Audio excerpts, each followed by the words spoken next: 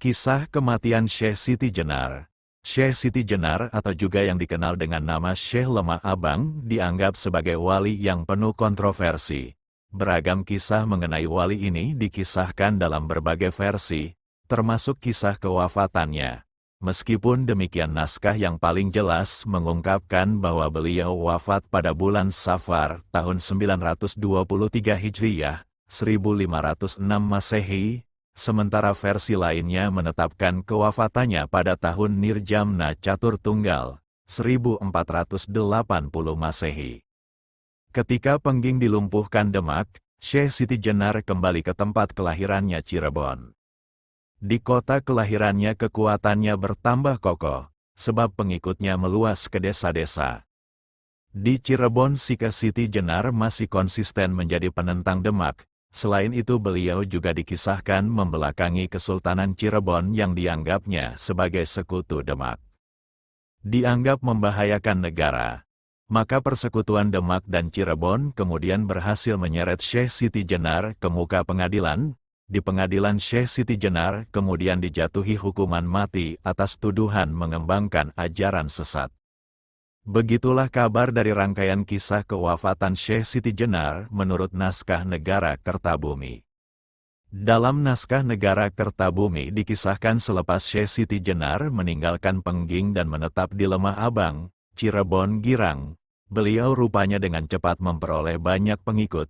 Bahkan selepas wafatnya Syekh Datuk Kahfi, Sultan Cirebon meminta Pangeran Panjunan untuk menjadi guru agama Islam di Amparan Jati. Pangeran Panjunan bersedia, tetapi ia tidak mendapat murid karena semua telah menjadi murid Syekh Siti Jenar.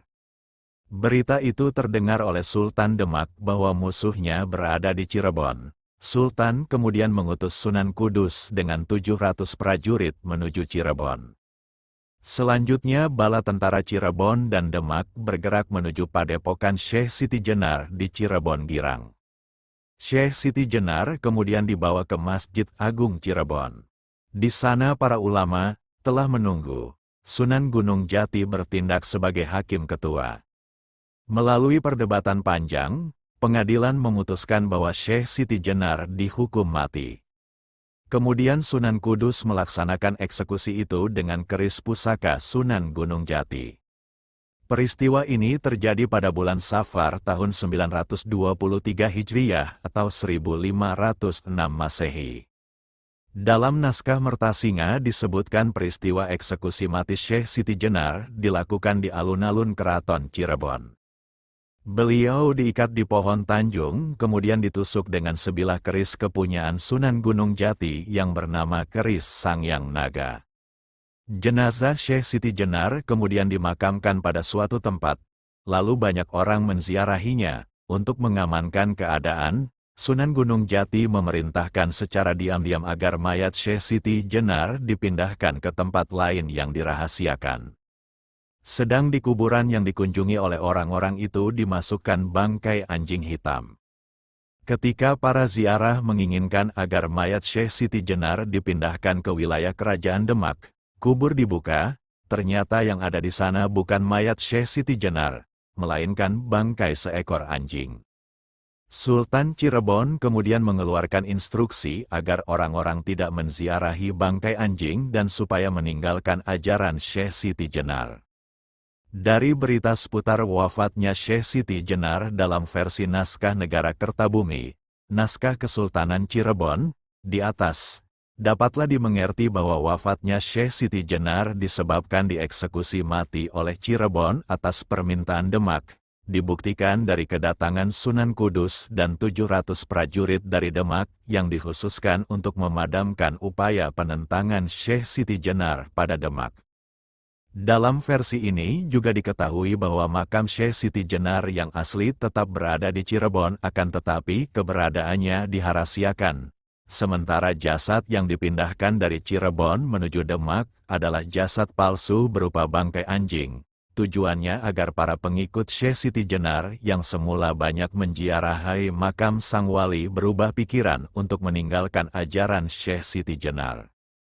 Sementara itu dalam versi naskah Suluk Wali Songo, menceritakan agak berbeda dari versi Cirebon. Dalam naskah ini dikisahkan bahwa karena ulah para pengikut dan murid Syekh Siti Jenar itu, ketertiban Demak menjadi terganggu.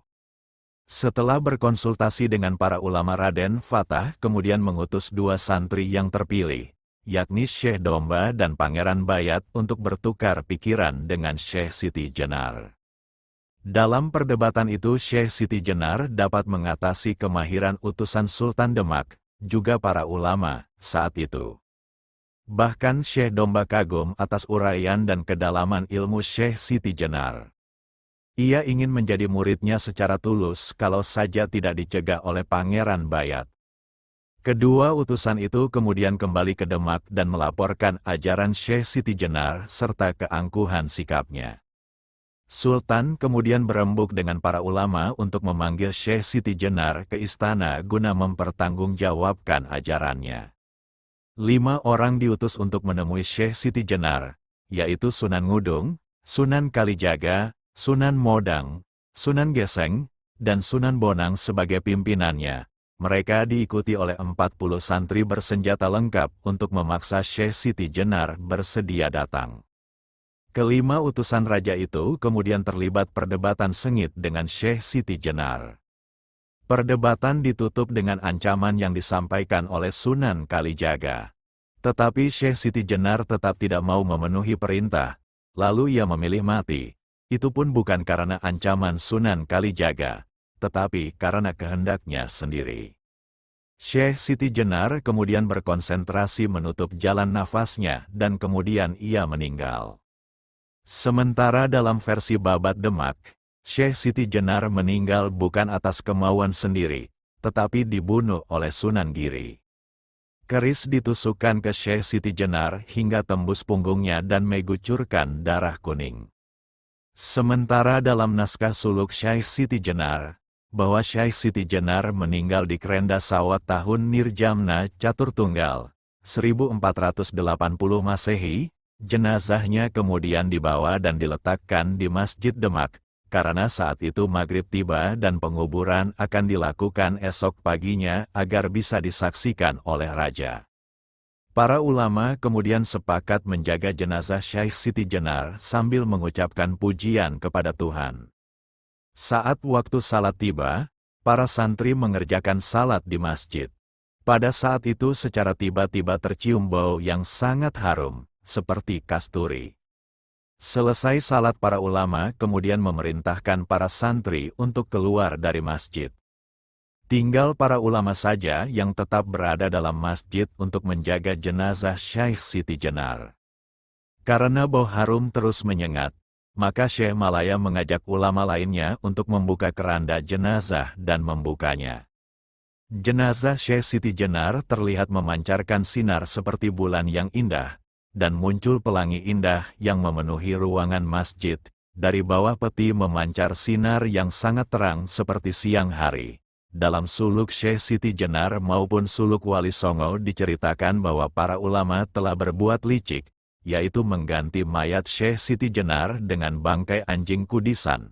Bangkai inilah yang dipertontonkan pada masyarakat untuk menunjukkan bahwa ajaran Syekh Siti Jenar itu salah.